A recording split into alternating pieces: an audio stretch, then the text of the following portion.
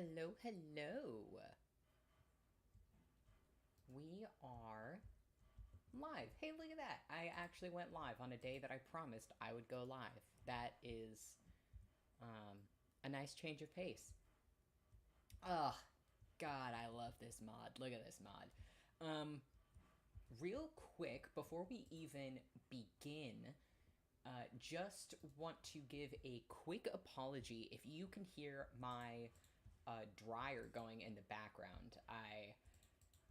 I didn't really think of it until I sat down and I could hear it. And so I don't know if that's going to be messy with the audio. It shouldn't be going for that much longer, but, just in case you can hear that in the background, it should be over fairly soon. But today we're going to talk about some stuff. Oh, I forgot my axe is still being. Ugh, shoot. All right, whatever. We are going to talk about Collision because I said that if anything actually important happened on Collision, that I would jump on stream and we would talk about it. And boy, howdy, did a lot of stuff happen on Collision. Like this past week is everything that I want Collision to be.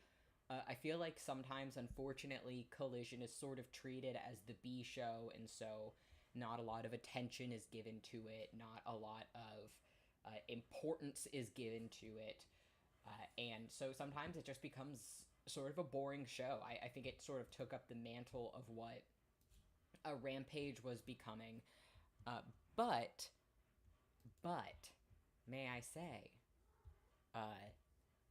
this past show is what I want Collision to be, which was just absolutely batshit insane. I know that they sort of have their hands tied because, Collision isn't live all the time.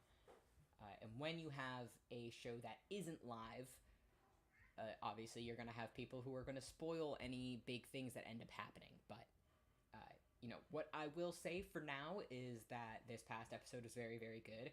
And we will get into it, however, there are a couple of things that I wanted to touch base on real quick before we actually start. So, first things first, the point of today's Stardew video is I am still just trying to rack up cash in order to upgrade my axe so that we can get into the Forbidden Forest, or the Enchanted Forest, or whatever it's called in here.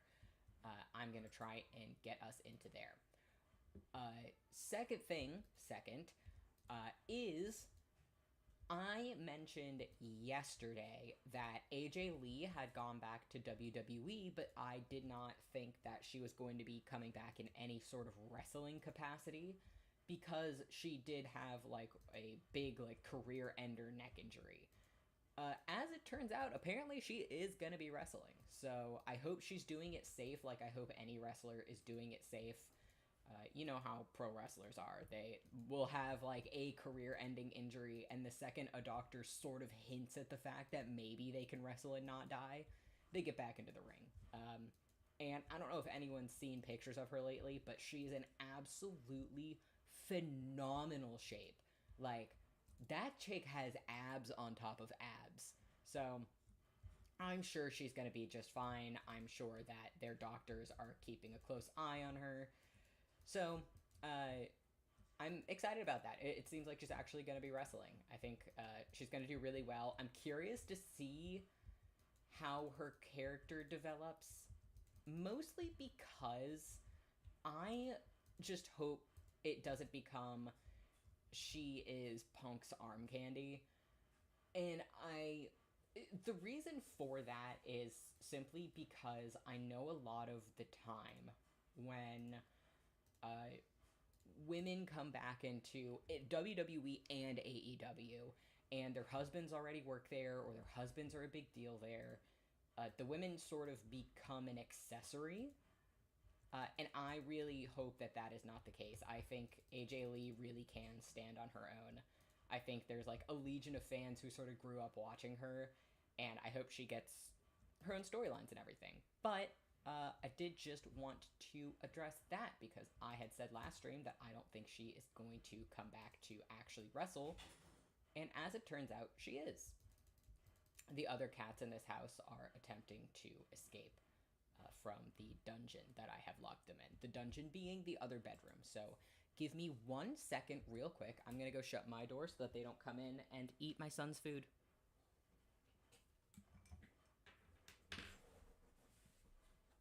Naughty, all of you.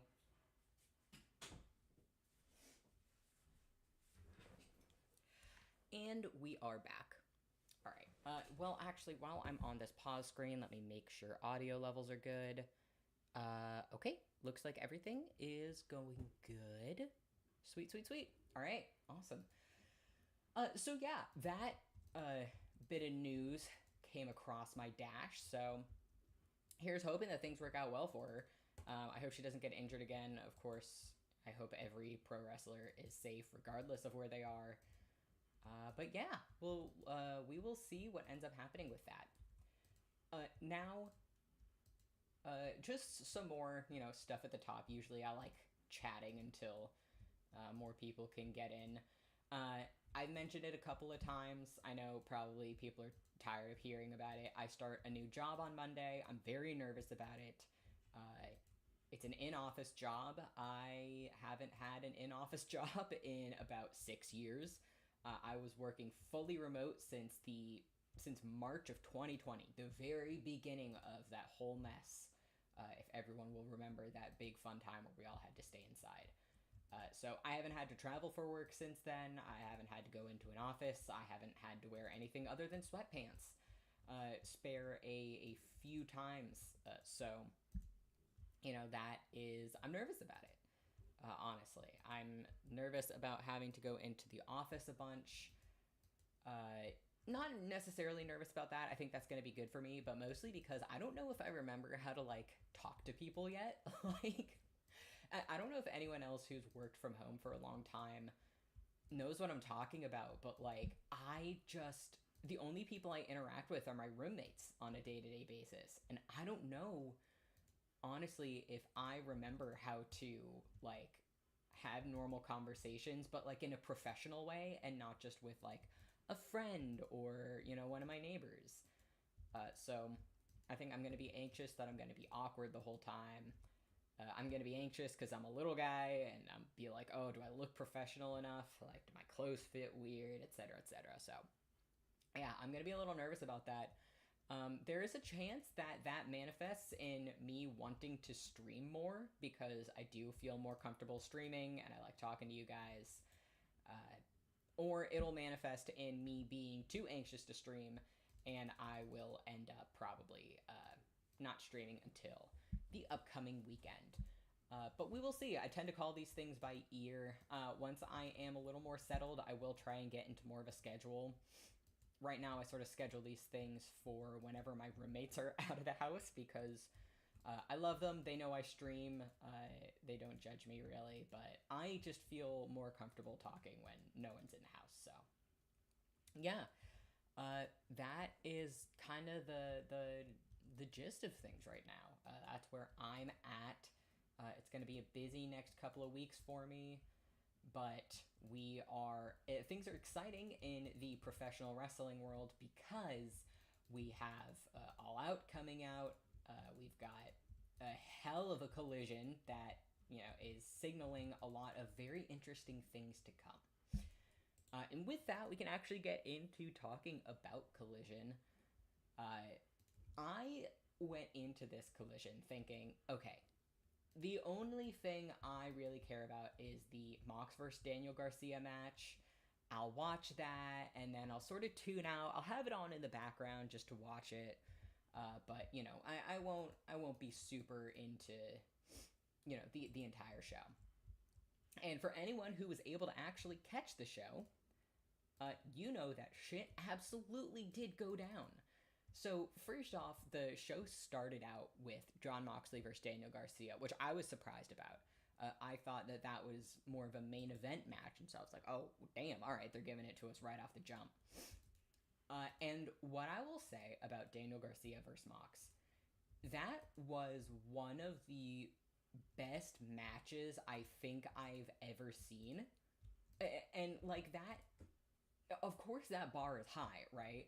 Because I've seen Undertaker versus Shawn Michaels, and I've seen any Kenny Omega match, and like I have seen a lot of just very good matches.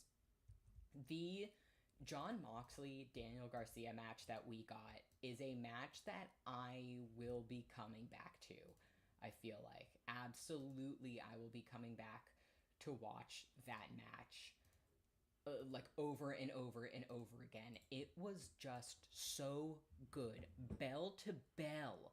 That was an incredible match. The wrestling itself was insane because if you're paying attention, there's so many like callbacks. Also, sorry if I'm like sniffling a lot. I'm sure that's going to get annoying. I'm not doing it on purpose, I promise.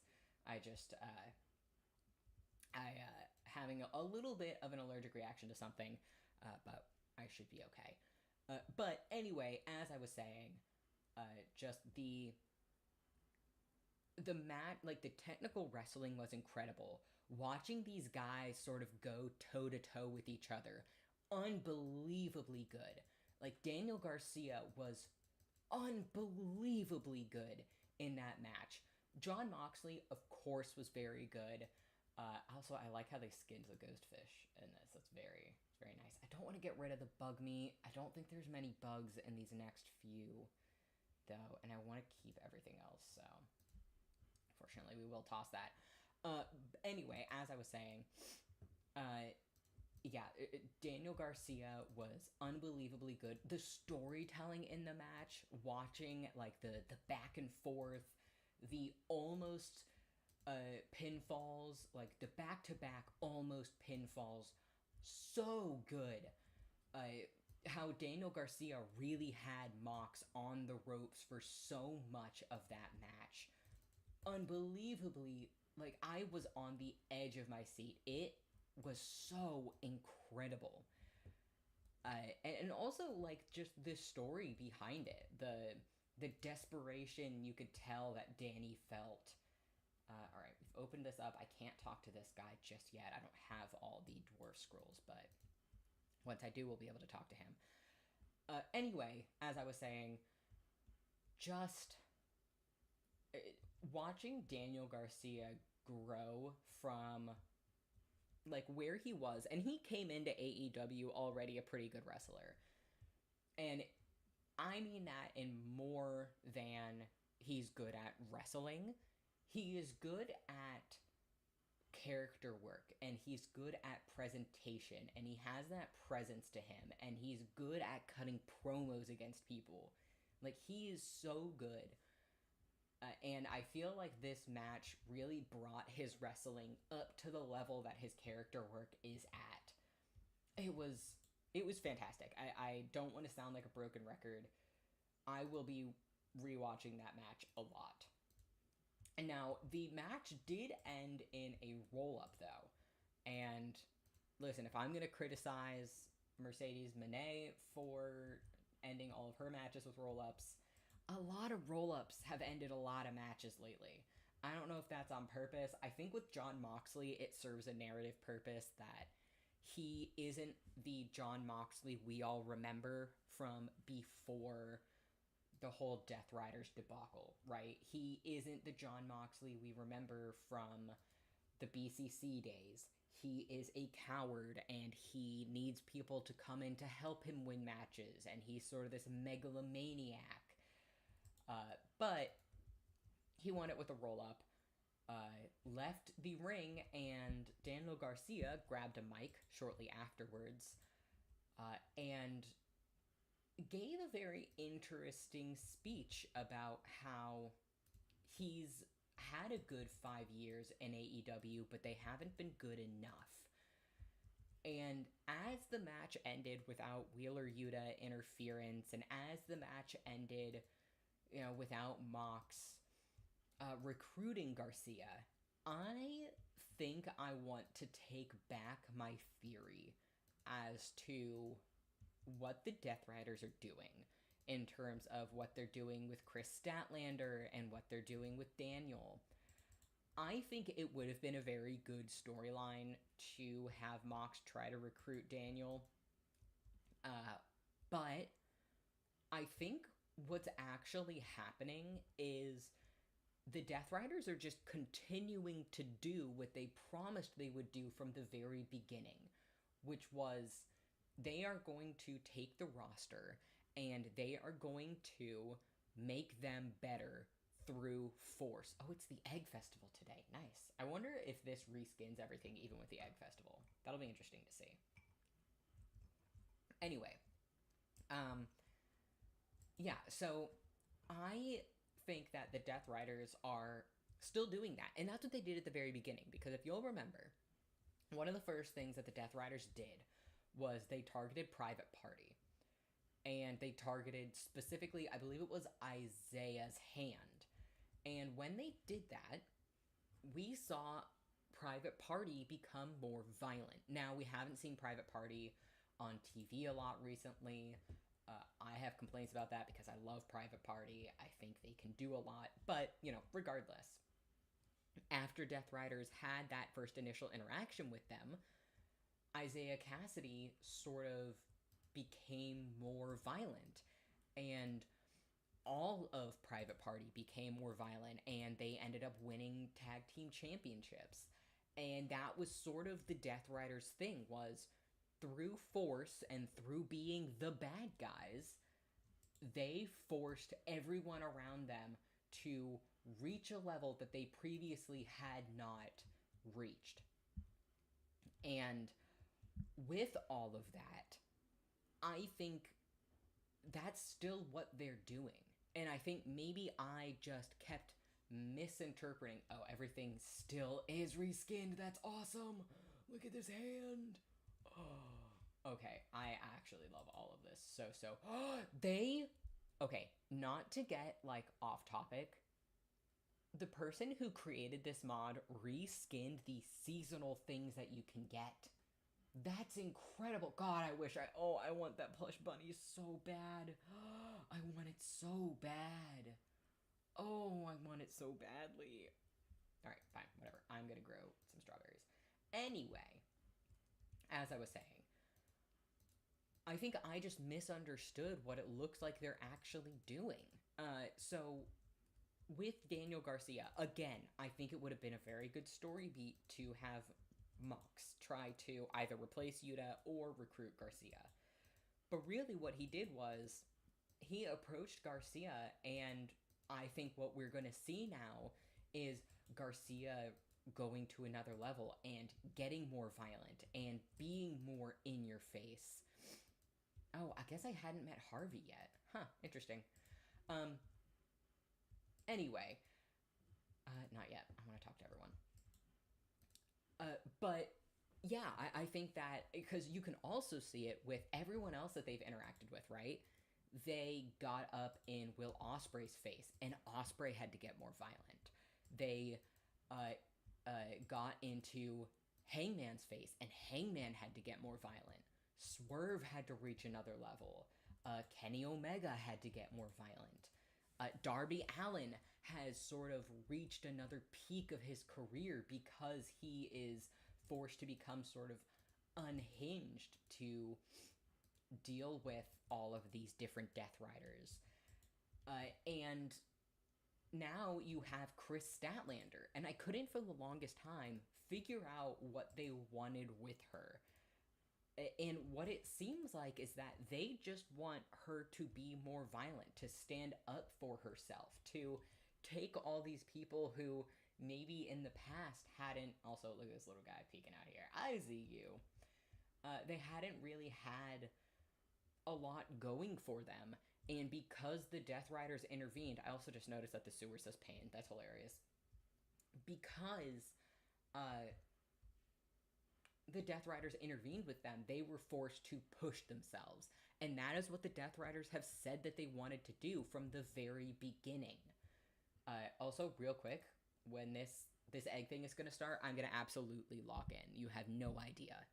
So give me 2 seconds, because I take this egg hunt absolutely seriously. I will finish my thought once I'm done ruining these kids' Easter.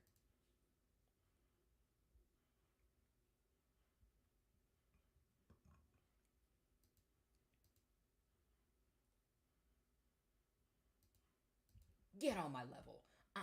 You ain't gonna get these eggs. I'm gonna get these eggs. Oh my god, I can't see where the... Oh my god, the eggs look different.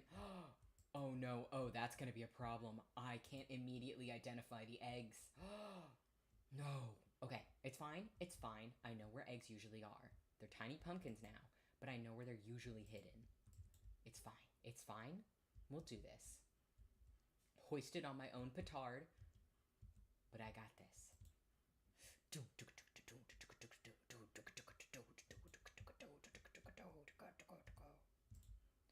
I already got 6 eggs. I got 16 seconds left. Let's go. Get on my level. There's one behind this trash can. You think that you can trick me by changing what the skins look like? You ain't seen skin like I see skin. Ooh, look at this. Oh, it's another pumpkin. You thought that you could trick me because I didn't see it on the first go around? I saw it. I got 9 eggs. I absolutely crushed these kids. Anyway, back to my thought about the Death Riders. Personally, I think what they're doing with Chris is genius.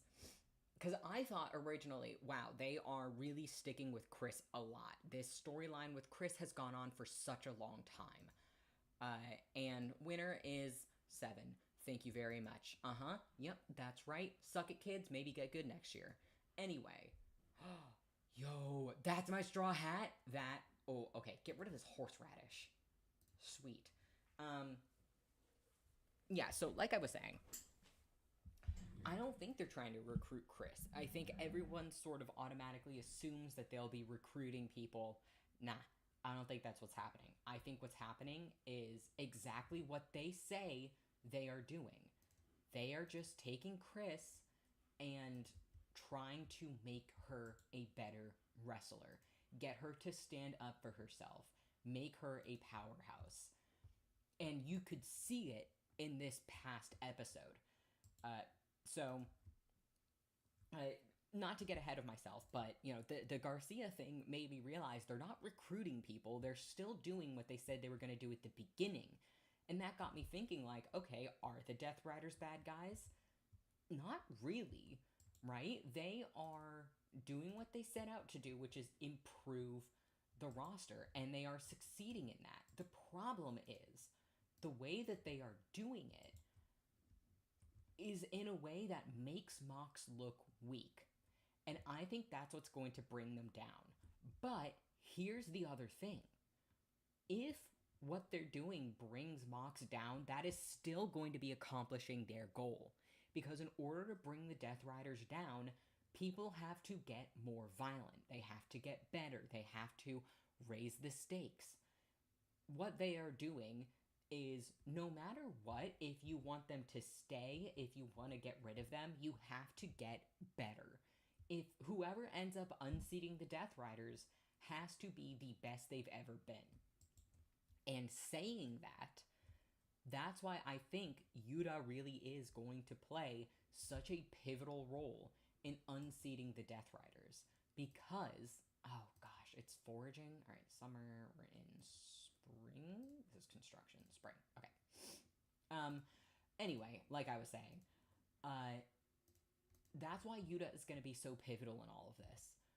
Because the one person who they have failed to make better, because they sort of use him as their pawn and their whipping boy, is Yuta. Yuta hasn't gotten better. Yuta is, you know, this long-haired, sort of scroungy little, like, mutt, basically.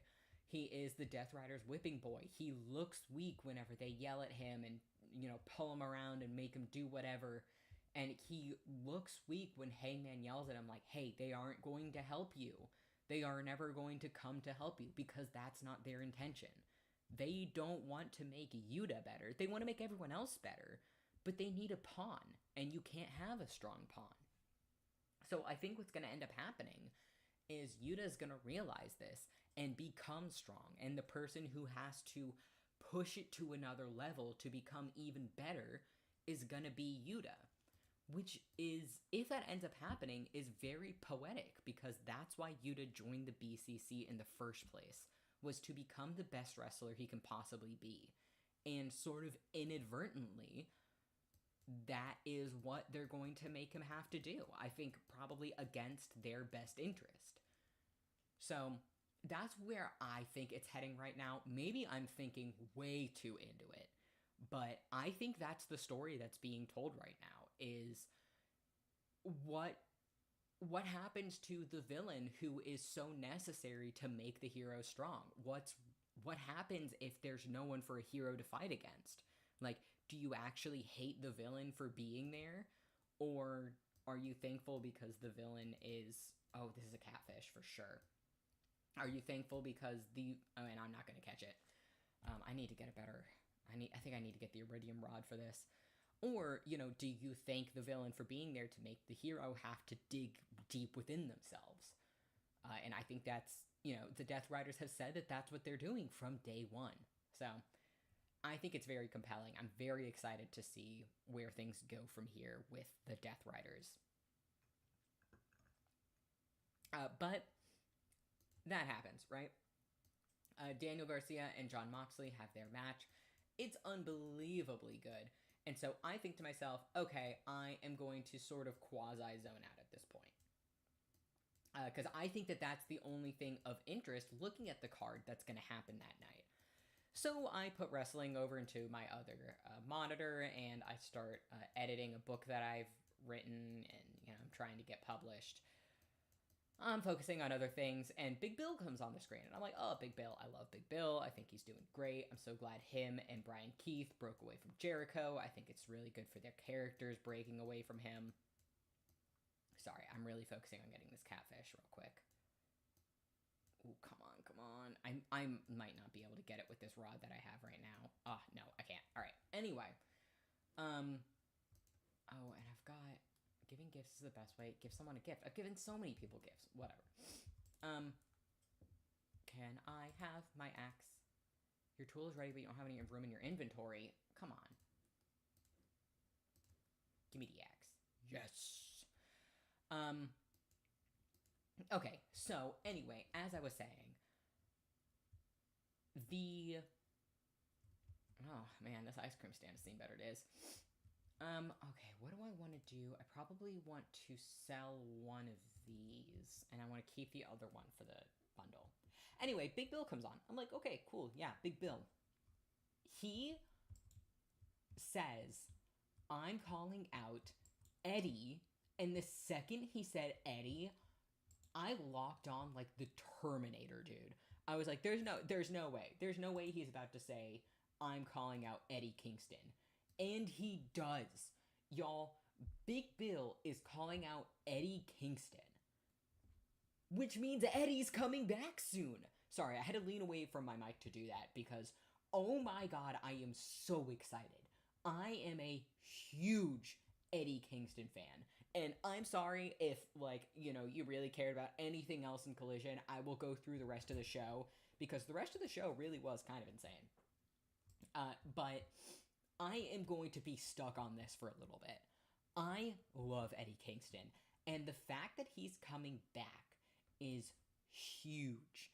Because, and I saw some people complaining online, basically saying, why is Eddie Kingston coming back to fight Big Bill instead of getting inserted into the Death Rider storyline?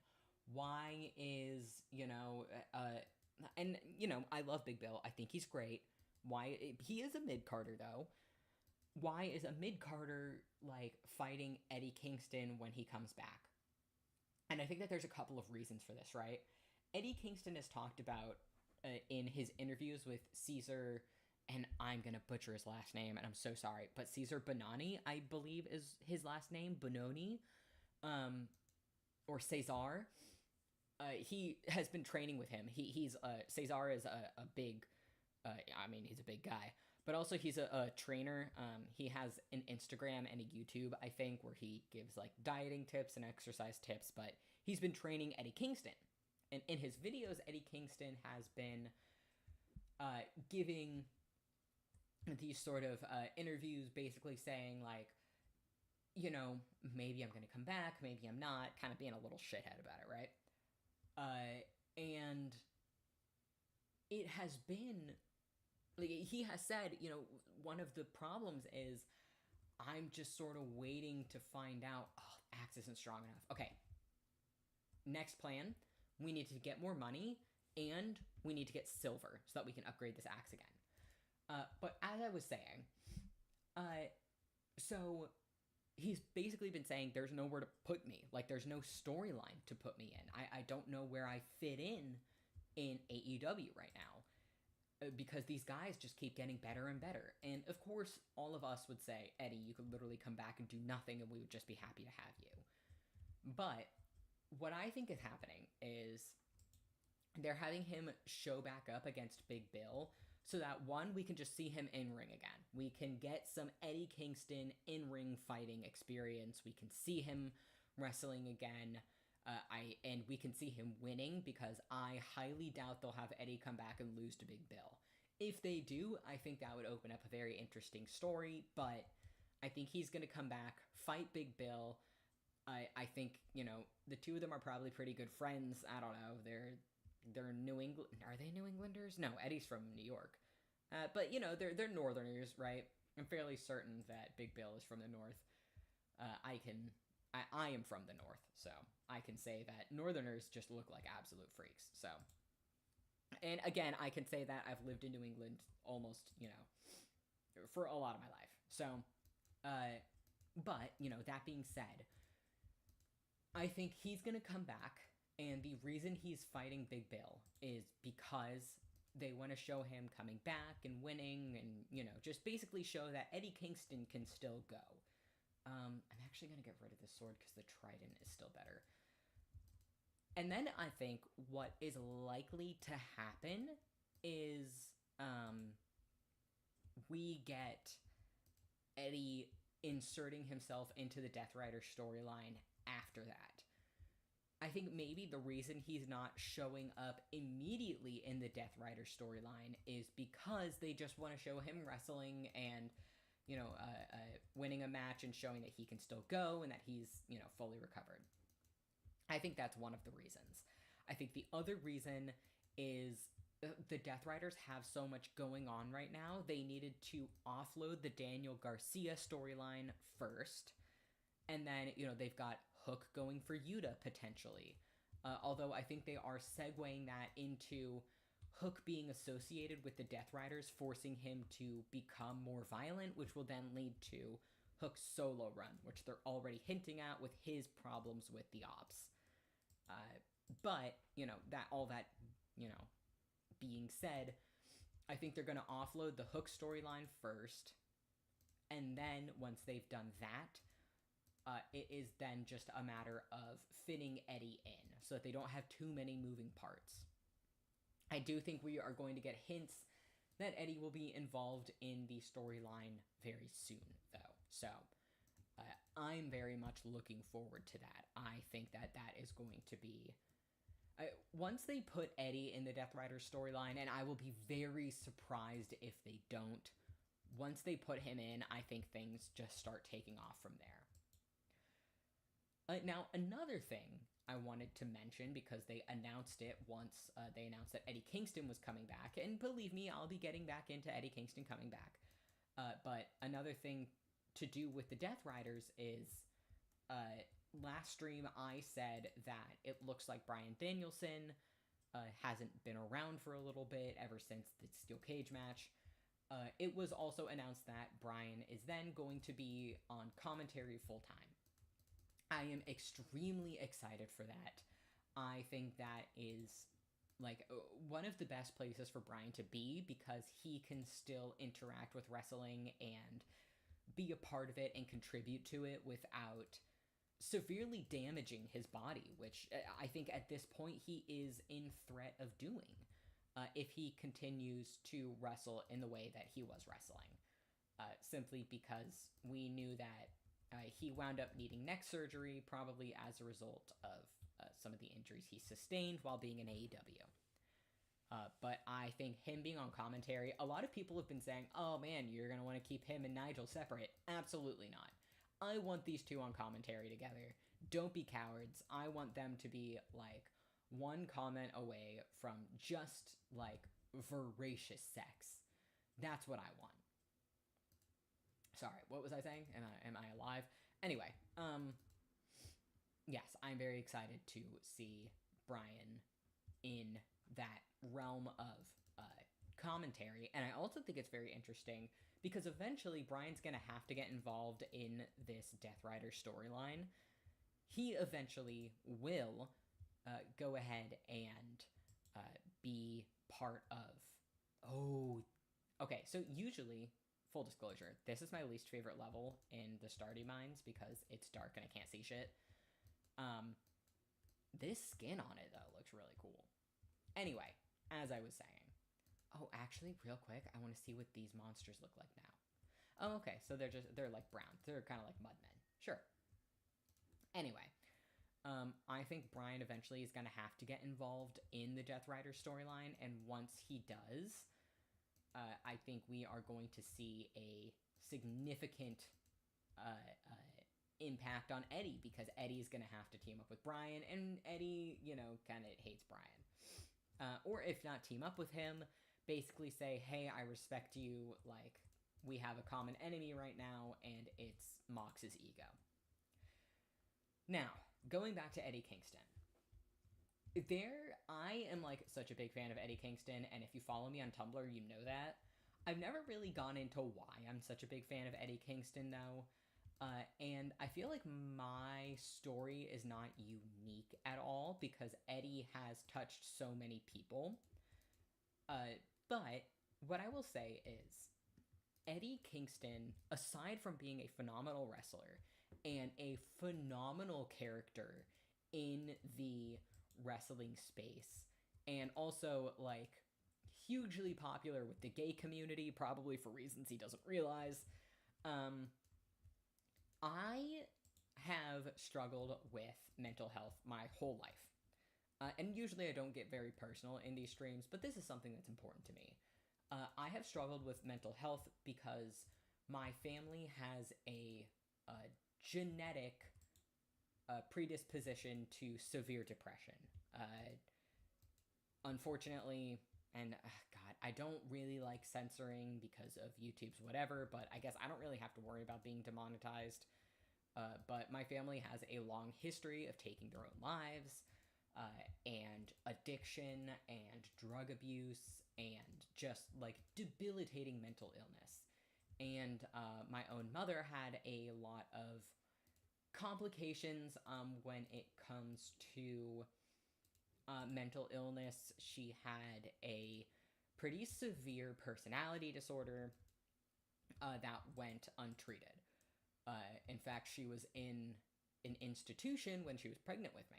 And so it goes to show that I would then also have some pretty severe mental health issues. And I do. But with that, it has always been so important to me to not let your mental health be not an excuse, but to let your mental health rule you. It has always been so hugely important to me that people know that your mental health has a lot to do with you only because it affects you, but it has no power over you. And because it has no power over you, you are responsible for taking care of it. And you are responsible for managing it and making sure that, you stay here because you are important and because mental health is, more than anything, manageable. There is never a mental health disorder that you cannot manage. And now, are some harder than others? Absolutely. But, you are the master of your own fate. As cheesy as that sounds, it is true. All that to say, Eddie Kingston is important to me because that is one of the big things that he promotes is mental health. And you need to take care of yourself, and you need to make sure that you are showing up for you and your own. And oh my God, I'm gonna die in these caves. I didn't realize what time it is. Anyway, but yeah, his big thing is take care of yourself and mental health awareness and knowing that it's okay to ask for help. And growing up, never saw professional wrestlers saying those kinds of things. Like, I saw some celebrities, right, and they try and tell you, like, on social media and things like that. But as a huge fan of professional wrestling, I never really saw anyone openly talking about their mental health like that, let alone, like, a very manly, masculine guy like Eddie Kingston. And so growing up, I was like, oh, like, it's just, yes, you should be able to talk about them, but, like, don't, make it a thing. Like, don't, at least with professional wrestlers, like, if you're super manly, like, you kind of keep that stuff inside, right? You don't let people know about that kind of stuff. Water break. And so the first time I saw Eddie Kingston cut a promo about that was back in, I believe it was 2021. I got into AEW around 2021 because one of my friends suggested it for me. But yeah, around 2021 was probably when I saw Eddie Kingston cut a promo about his mental health. And when I watched it, it made me incredibly uncomfortable. I was like, oh my god, like, Eddie, come on, don't be cringy. Like, why are you talking about your mental health like that, bro? Like, come on, like, whatever. And seeing people's reaction to it, I was like, yo, why is everyone, like, so into this? Like, no one's uncomfortable right now. No one thinks this is a weird thing to talk about. Like, what the hell is going on right now? And I was very confused. And Eddie kind of made me confront my own ideas of what mental health was and what shame was around mental health. And because of him, I had to start clocking myself and be like, hey, like, are you being, what? What is this? I haven't seen this before. Oh my gosh, does that mean that we're getting close to, like, a holiday? Oh my god, that's so cute. Okay, sorry.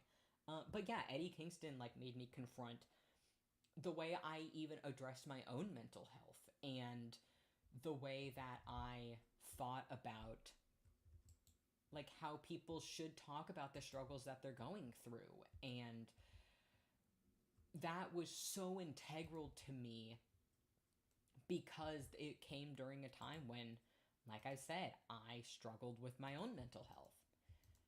And so, like, he improved me as a person, yes. But also, and I have talked about it on Tumblr a little bit, I talk about it with my friends all the time.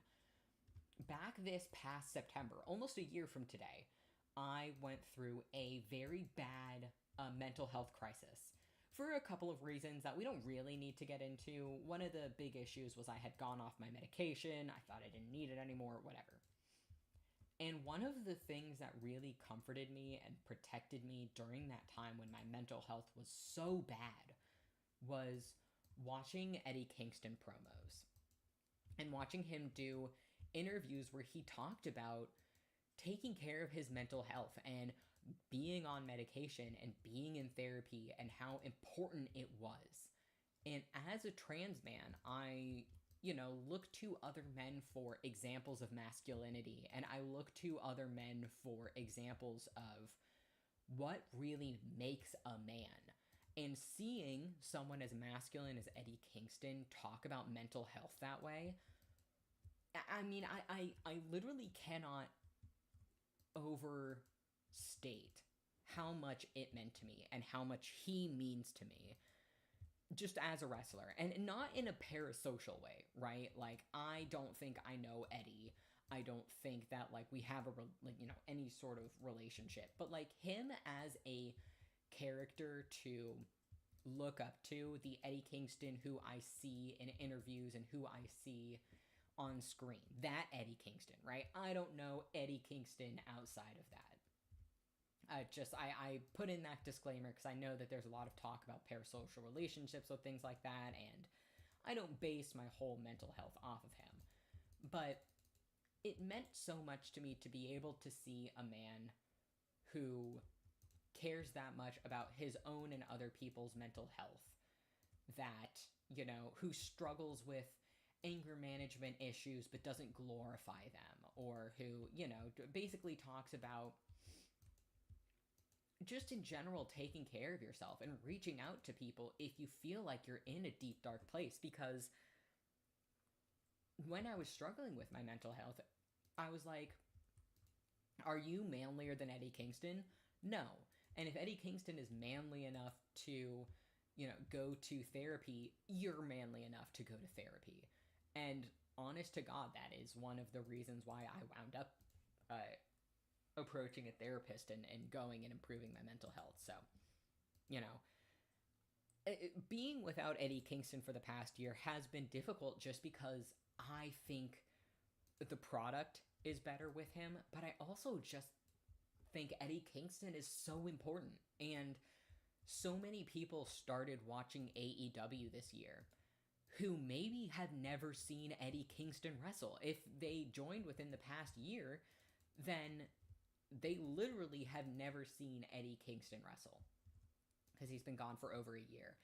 And he is so important. I am so excited for anyone who started watching within the past year to get to see him, to get to see this big, gruff, manly guy from fucking New York, and get to experience his level of passion for professional wrestling. I am very excited for people. I don't really use the slingshot ever. Sorry about that. Anyway, it was also very funny to me because one of my friends, who's usually in the chat solo, the one I mentioned who gave me like all those German chocolates and everything, they sent me a screenshot from his Instagram, because I'm not on social media. And when Big Bill called him out, Eddie, I guess, posted a picture of himself watching, I think it was Simpsons or South Park. I think it was South Park, eating Halo Top with a packet of Zyn next to him. And I was like, God, I miss him. I miss him so much. God, I miss this man. Come on, let me get ya. Chop, chop, chop, chop. Oh man, I finally reached the area where I can get silver, but I'm out of... Oh, shoot, I'm out of stamina. Alright, well, let me attack this guy first. Can I... I can't. I only have 2 things that bug me. Alright, well, whatever. I'm gonna get a little more silver and hopefully not pass out. Okay, and then I'm gonna leave. Alright. Leave the mine. Let me see if I can scavenge for some food real quick. And then maybe I can go back in. But, that to say, I am so hype that Eddie Kingston is back. And I'll probably talk about it again if you're watching on the rewatch. I had originally scheduled this stream for 5:30. I started about an hour early, so people may trickle in afterwards, and I may, go back into Eddie Kingston again, but whatever. But Big Bill calls out Eddie Kingston, and that happens, and that, it's all very cool. My cows... You want to feed your cows eel? They're herbivores. Brother, why?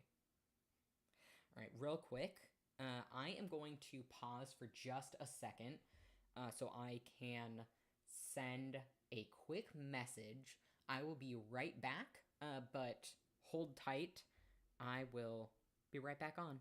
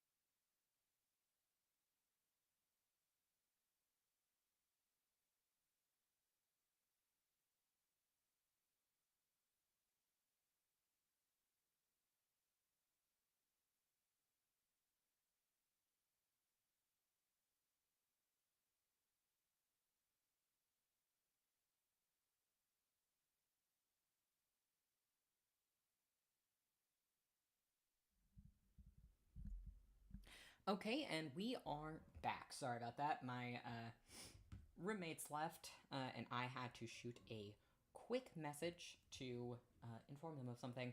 Anyway, Big Bill calls out Eddie Kingston.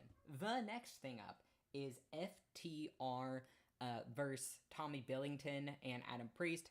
Not much to say about that. I think it's really cool that the Dynamite Kid is around and hanging out. I like him. I think he's pretty cool. I don't know a ton about the original Dynamite Kid. I got into wrestling in, I think it was around 2008, 2009. It was around the time when John Cena and Randy Orton were having their huge feud.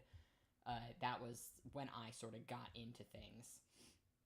But actually, it's 3:20. Let me sell a couple of things, get some food, and then we'll go back into the mines. But like I was saying, the FTR match is pretty good. You know, I'm glad that we are getting some of the younger talent on Collision. I think that that is very good for the show. Tommy Billington looks pretty cool. At that point, I was literally too busy freaking out over the fact that Eddie Kingston had returned to focus on anything else. And for those of you just joining, we did just sort of go into a whole diatribe about why I am so excited for Eddie Kingston to be coming back and why he's important to me.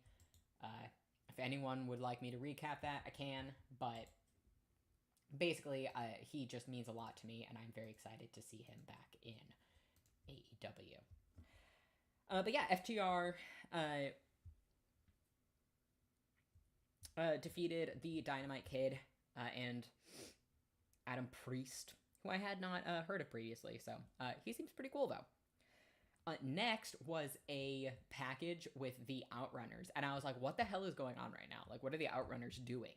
Because they were, like, in the forest, and I was like, oh, maybe this is, like, a Jack Perry thing? Like, maybe this is an ode to that one promo package with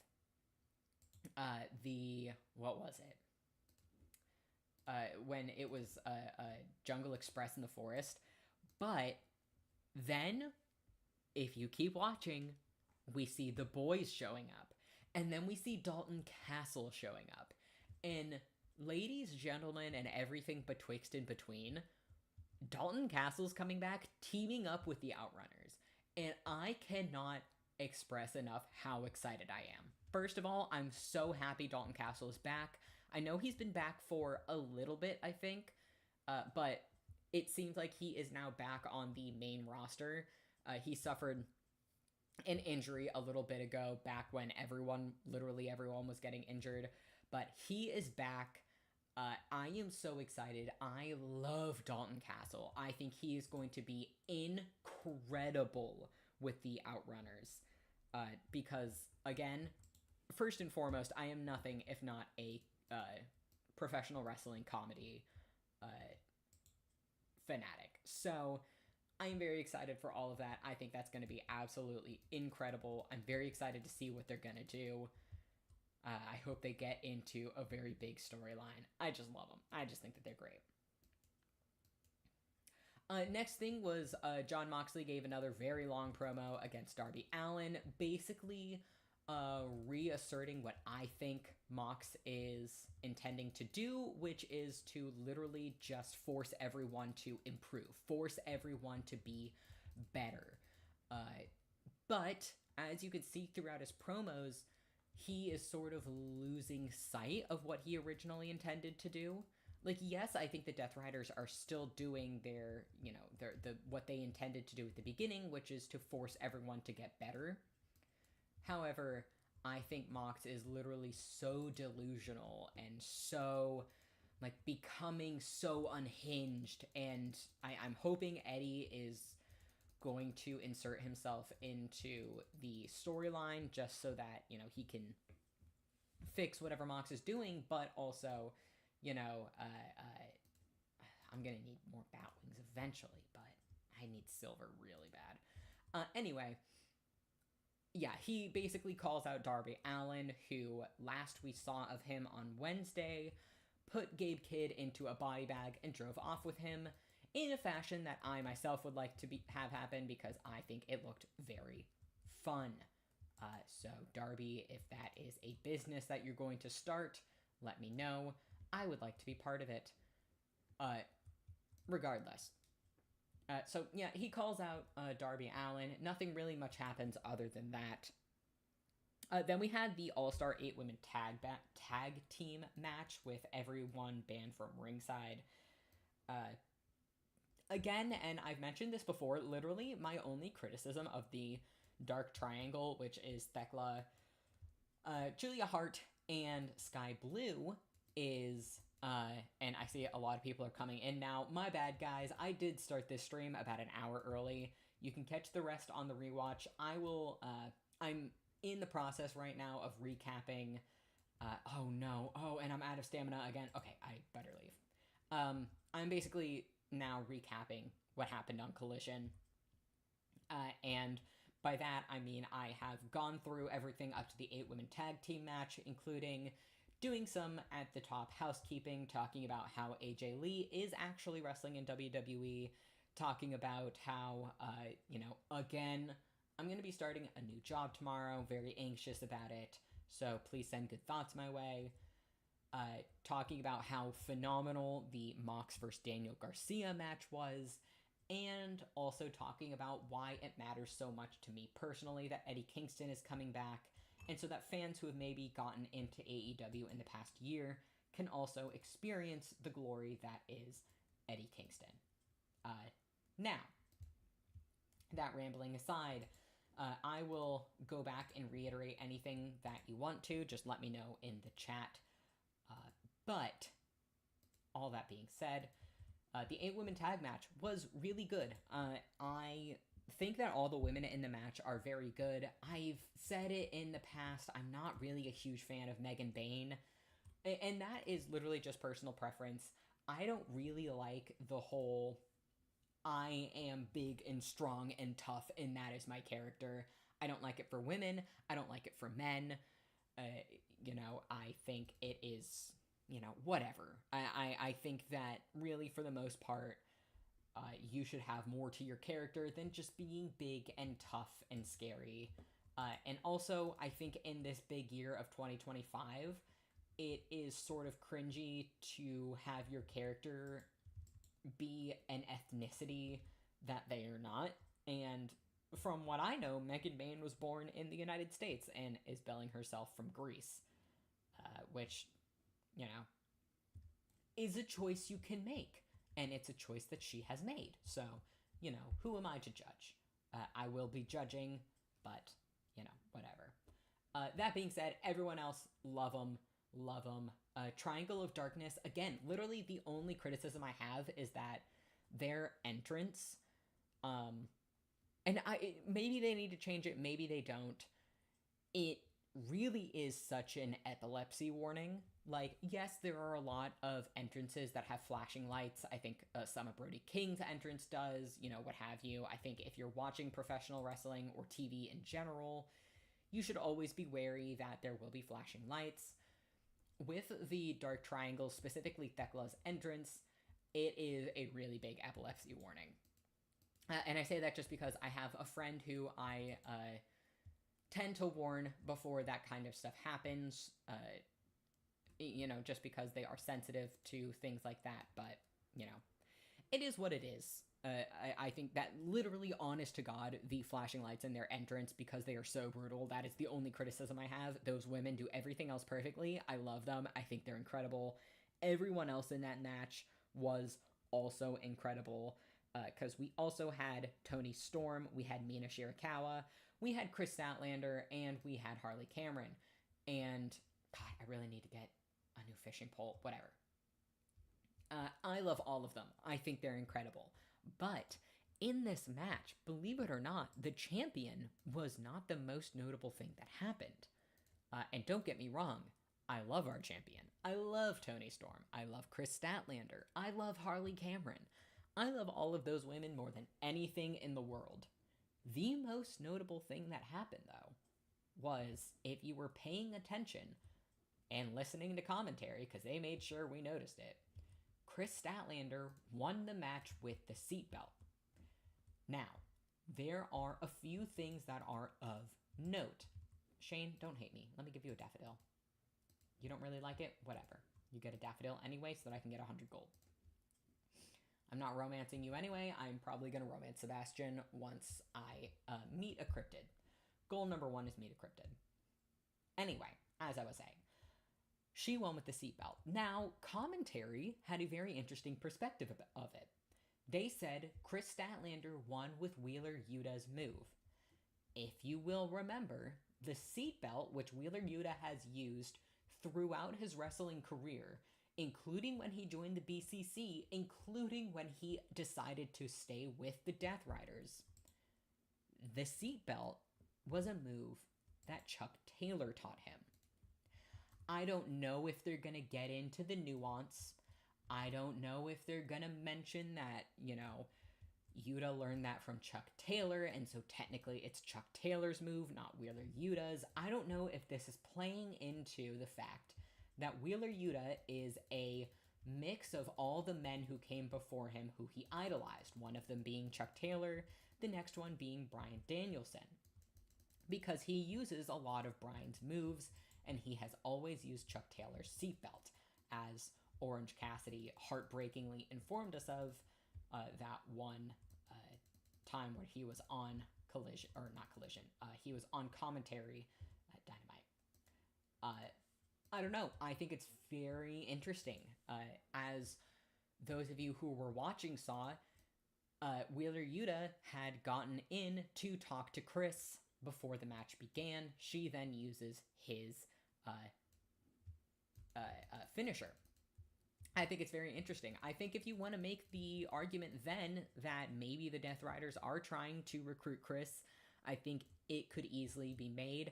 However, I still believe that they are not recruiting anyone, and rather they are showing that Yuta too can force people to be better than they were, and basically sort of take over Mox's helm.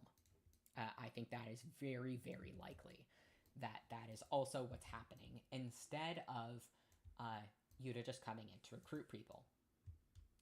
All right, now, real quick, guys, I am going to take a small break. We're not ending the stream. I actually want to go for a little bit longer today than I went yesterday. We are going to finish recapping Collision, and then if anyone wants, I can go back to recapping what Eddie Kingston, the whole, whatever. But I'm going to take a small break. I will be right back.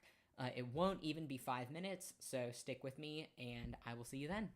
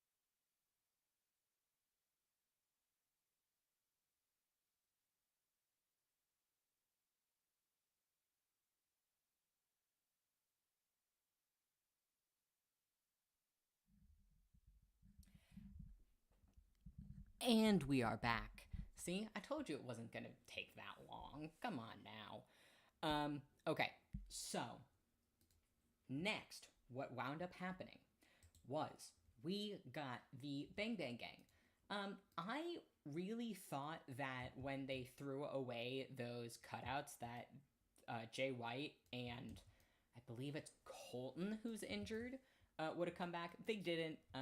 We don't really know what's next for those guys. I think it would be really interesting, actually, if Ace Austin got involved in that whole storyline, because Ace Austin was part of the Bullet Club. Jay White, notably, was part of the Bullet Club, might still be part of the Bullet Club, depends on who you ask. I think bringing Ace Austin in would be really interesting. I think he would be a unique dynamic for that team. I don't know, I just think it would be very fun. Bring him on in. Let us see a little bit of his personality with a couple of guys who have big personalities. I mean, I'm still mad that they neutered Juice. I think Juice was very fun when he was sort of this unhinged little goblin, but, you know, whatever. Next thing was Mercedes Moné called out Riho. First of all, super excited that Riho's back. I talked about that last stream when she made her re-debut. I am pumped. Riho is fantastic. I love seeing her wrestle. I love seeing everything that she does. I am just excited that she's here. I am also excited that we're getting so many but we're getting so many returns sort of on the tail end of so many people having to go out for injury. So we had Swerve, Kenny, and Ospreay have to go out on injury, on top of everyone else who was injured, but we're also getting a ton of people coming back, like Luchasaurus, like Riho, Eddie Kingston. I think that Orange Cassidy is going to come back before this residency is up. So, we shall see. Next thing, Kyle Fletcher challenges Hangman for the AEW Championship at All Out. I think Fletcher and Hangman are going to have an incredible match. I think their previous match was really good. I think that this is perfect for Hangman's title reign. Sort of, like, don't, throw him into a story where he's going to have to fight the same guy over and over and over again for months. Give him a sort of a moose-boosh of wrestling opponents and make them young guys and make them unique. Have him fight people that maybe we haven't seen him fight before. I think that would be very, very good. And I think Kyle Fletcher, I've said it in the past, I love Kyle Fletcher. I think he is doing just absolutely fantastic. Yeah, I just, my voice is going to get a little faint for a second because my cat wants out. But really, come on, bub.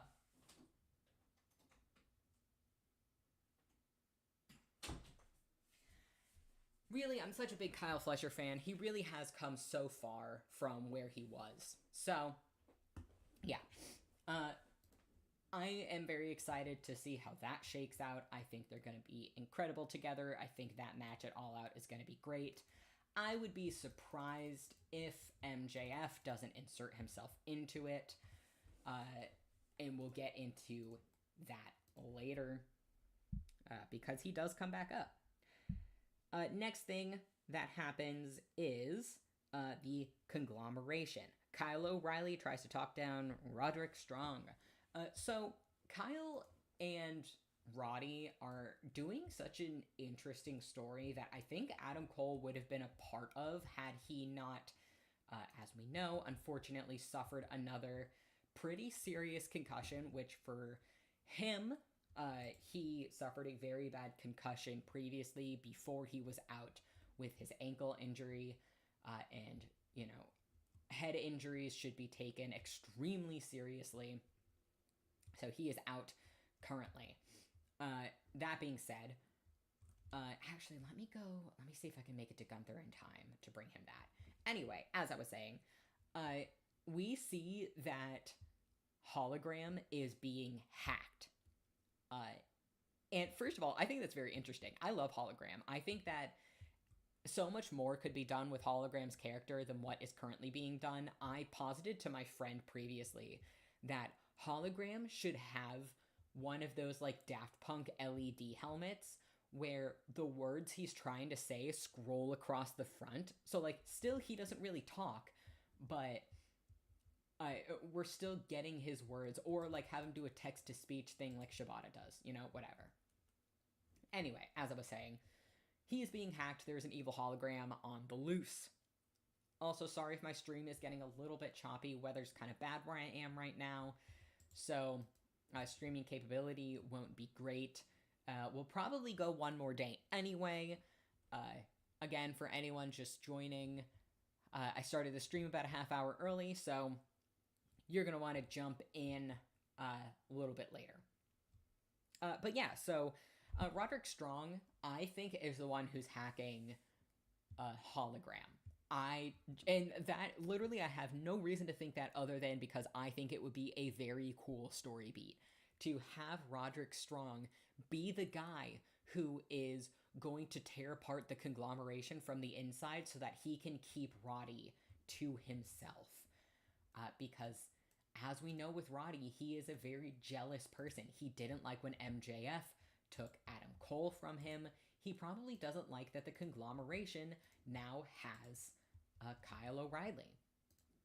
So, you know, it is what it is. I think it would be very interesting if Roddy is the one who is hacking hologram, just because, you know, I live for the drama and I live for Roderick Strong being a petty little guy. I'm going to move that for a second so that I can make another smelter. Perfect. Oh, shoot. I didn't think of this. Oh, no. All right. Well, I'm going to have to get rid of my geodes then. Anyway, as I was saying, I think it's Roddy who is doing the just stated.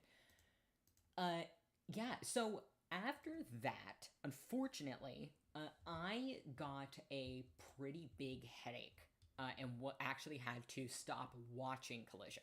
So the rest of what I will tell you is what I watched on the rewatch and what I learned from my friends.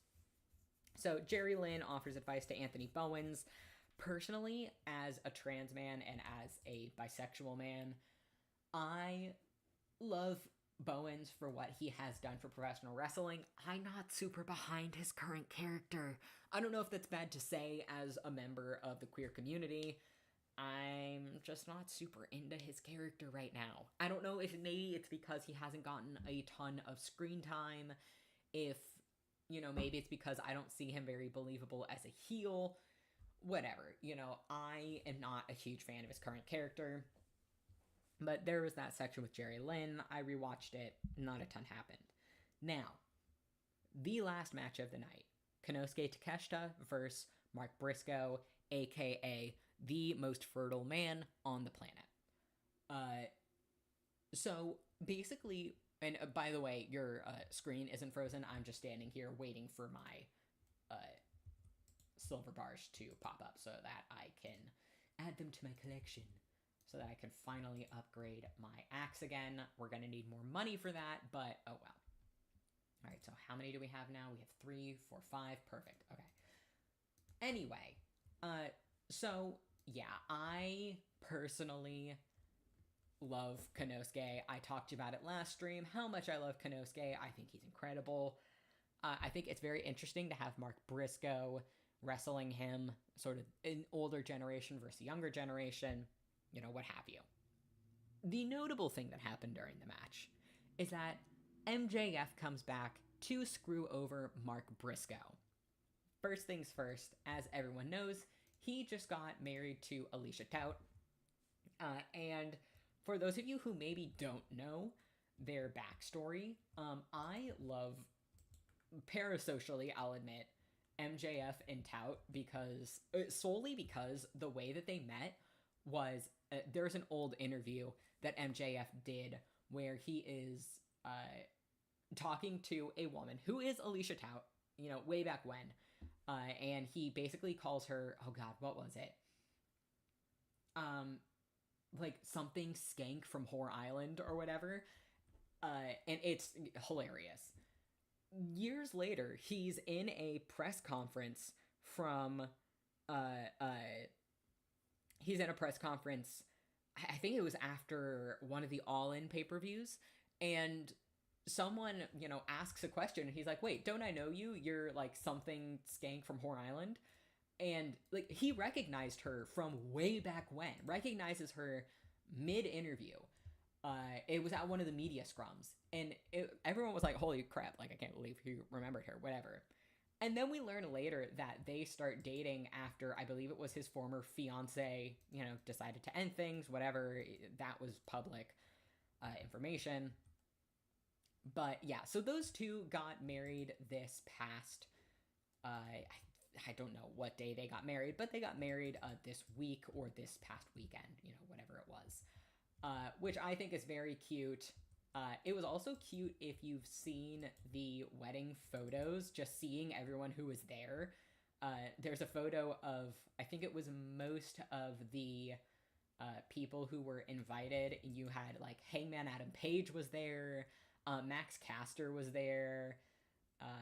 Yeah, it was just, it seemed really fun. It was really feel good. But he went like straight from getting married to interfering with this match.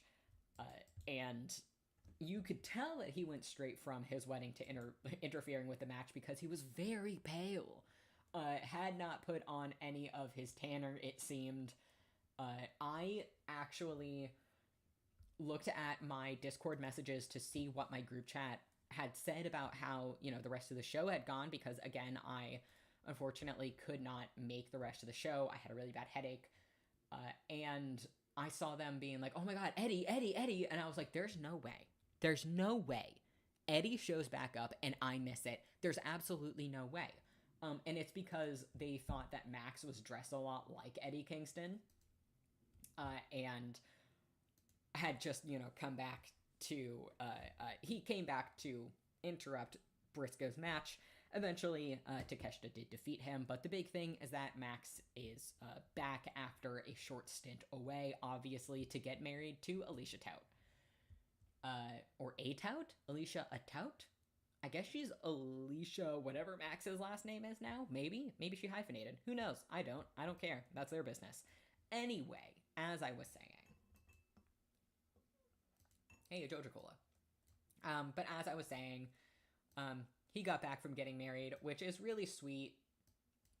I know a lot of wrestlers are getting married nowadays. I think Wheeler Yuta actually said that he is now engaged, which is just so sweet. Like, I'm glad that things are really working out for him.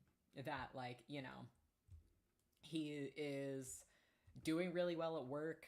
He's engaged now. All he needs is that haircut, and then I think he will be sitting pretty. So, yeah, just, overall, an insane collision. Just an absolutely batshit crazy collision.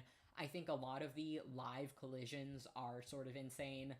I am sort of always on the fence whether or not let me run this to Gunther real quick before I start fishing so that I can make some money.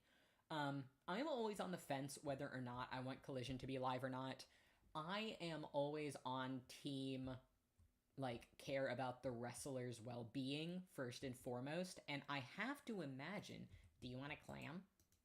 You're welcome, I got you a clam. I have to imagine that having Collision recorded on the same night as Dynamite is good for them because it lets them be home with their families more often. It lets them, have less time having to be on an airplane. I know they have a lot of people who fly in internationally, like I believe Windsor and Osprey fly in from the UK every week because they don't want to live in America, which as an American, I get it. I'm jealous of you. As a trans American, I can't get a passport anymore, so would love to be able to live in England, can't. But yeah, just sort of, I don't know. I think it's really sweet. I like that it gives the wrestlers more of a flexible schedule. However, obviously everyone knows that crazier stuff happens on live shows, and we saw that this past week when Collision went absolutely off the rails. Also, side note, actually, you know what? Maybe, what time is it? 6? I'm going to try to stay on at least until I can get my axe upgraded and until we can get into the Enchanted Forest. I'm going to do that because I don't know when the next time that I'll be able to stream is. Like I told people at the start, I may be either too busy this week to stream, or I will be so anxious that I will want to stream because you guys are a big comfort to me. So, we will see. But I am going to try to at least get us into the Enchanted Forest today. That is my goal. Oh, come on. Let me get this fish. I need some more money. Come on. Sardine. Yeah, I'm really interested to see what you guys think is going to happen for All Out. I don't think we have a ton of matches yet. I think Toni Storm is planning... she announced at the end of that 8-women tag match after Triangle of Darkness attacked her and Jamie Hayter sort of jumped to her aid, sort of threatened her, that she was going to have a 4-way for the women's title between Toni Storm, Thekla, Jamie Hayter, and Chris Statlander. Personally, I'm just happy that Chris is back in the title scene. So we have that match on the dock. I think that's going to be very interesting. I think it'll be very fun. I think Toni Storm is going to come out the winner. It's either going to be Toni Storm or Chris Statlander. I would love for it to be Jamie or Thekla, but if we are going with the impression that Death Riders are meant to just keep making other wrestlers better, then obviously we would want Chris to win the women's title. So I think it's either Toni or Chris coming out of that as the victor. We have that match. We have Hangman versus Fletcher already set for All Out. I believe it's going to be Darby Allin versus Jon Moxley for All Out. I do not know what's going to happen with Claudio and Yuta. I think if they are going to end up having a match... Shoot. Oh, that's a herring. All right, I'm going to have to toss this fish and let me go sell some stuff. Man, I really need that backpack upgrade. But man, I really want to upgrade my axe first. Anyway, as I was saying, how am I supposed to get to that? Let me see if I can...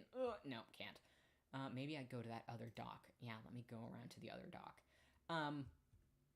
But yeah, I don't know what Claudio and Yuta are going to do. I am curious, and I know other people mention it off and on. I am curious as to why Marina is not wrestling. I wonder if she is rehabbing a minor injury. Maybe she isn't meant to be wrestling right now. Maybe she suffered an injury and now can only really serve in the managerial role that she serves in currently. But I don't know. She takes a lot of bumps. So I just think it would be interesting if Marina were actually actively wrestling. I just think it would really add to things. But, you know, for the most part, it seems like the only people wrestling are Mox, Yuta, and Claudio. I have a suspicion that Gabe Kidd being pulled off by Darby was them writing him off for a period of time, but we will see. I think what will probably end up happening is Yuta and Claudio in a tag team match, or, you know, Eddie inserting himself into the Death Rider storyline may affect things like that a little bit. I would love nothing more. And this is now me. What is that? What is that? Hold on. I want that. Oh, it's a blobfish and a spookfish. But this is entirely me now fantasy booking. I would love to see Eddie Kingston versus Wheeler Yuta, and that being what ends up turning Yuta back to the light side. We will see what ends up happening, though. We also have the Young Bucks, who I have to imagine will be in the All Out pay-per-view. I don't think they've missed an All Out ever.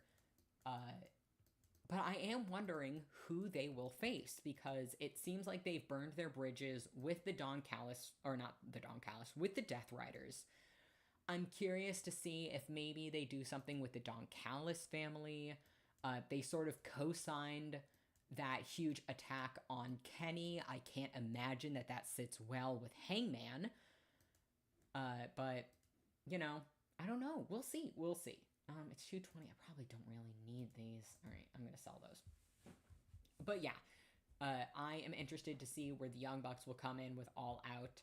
I'm guessing because it's going to be Kyle Fletcher versus MJF that we will then get Mark Briscoe, or sorry, it's going to be Hangman versus Kyle Fletcher.